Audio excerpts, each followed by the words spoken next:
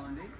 వారు ముందుకొచ్చి మా విద్యార్థులకి, మా పేద విద్యార్థులకి వారికి తోచిన సహాయం ఇవ్వడానికి వారు ముందుకొచ్చారు. బ్యాగ్స్ రూపంలో మాకు వాళ్ళు ఇవ్వడానికి ముందుకొచ్చారు కాబట్టి వారికి కూడా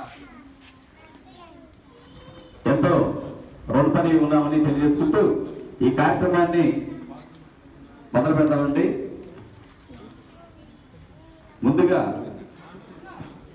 సార్ మా స్కూల్ గురించి ఒక 2 నిమిషాలు మాట్లాడతాను. ఇది LE girls school, UP school sir. గత 2 సంవత్సరాల క్రితం ఇది 31వ వార్డులో పరిధిలో ఉంది.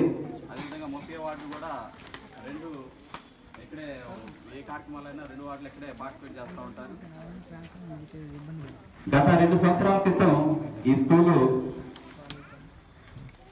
పిల్లల లేమితో, స్టాఫ్ లేమితో చాలా దుర్భర వ్యవస్థలో ఉందండి.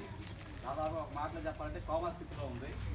మరి అట్లాంటి స్థితి నుంచి మేము కొత్తగా 1 నెల క్రితం వేరే స్కూల్కి ట్రాన్స్ఫర్ మీద వచ్చాం. మన మున్సిపల్ యాజమాన్యం వారి సహకారంతో ట్రాన్స్ఫర్ మీద ఇక్కడికి వచ్చాం సార్. మేము మొత్తం 6 వచ్చాము. మేము వేరే స్కూల్కి చేసేవాళ్ళం అంతకుముందు ఇక్కడ చేసిన వాళ్ళు వేరే స్కూల్కి ట్రాన్స్ఫర్ మీద వెళ్ళడం జరిగింది. మరి గత పరిస్థితులు చాలా వాళ్ళ తెలుసు, ఐసీఎస్ వాళ్ళ తెలుసు, చాలా దుర్భర పరిస్థితిలో ఉంది. పిల్లల్లో లేని స్థితి, స్కూల్ కూడా చాలా పేద స్థితిలో ఉంది. అటువంటి స్థితి నుంచి మా వంతుగా, మా బాధ్యతగా అదేవిధంగా మీడియా మిత్రుల సహకారంతో, లాయర్ గారు వేణు గారి సహకారంతో, ఈ లోకల్గా ఉన్న పెద్దల సహాయ సహకారాలతో మేము విధంగా ప్రతి ఒక్క తల్లిదండ్రులని, ప్రతి కుటుంబాన్ని, ప్రతి గడపను దొరికి అందరికీ మన స్కూల్ గురించి, మన ప్రభుత్వ నిధుల గురించి, ప్రభుత్వం యొక్క సంక్షేమ కార్యక్రమాల గురించి తెలియజేయడం జరిగింది. వాళ్ళు కూడా స్పందించారు. స్పాట్లో 50% స్పందించారు. 50% పిల్లల్ని పంపించడం జరిగింది.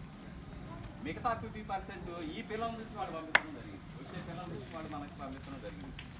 కాబట్టి 10 మంది 20 మంది ఉన్న పిల్లల్ని మేము ఈ స్థితికి తీసుకొచ్చామండి.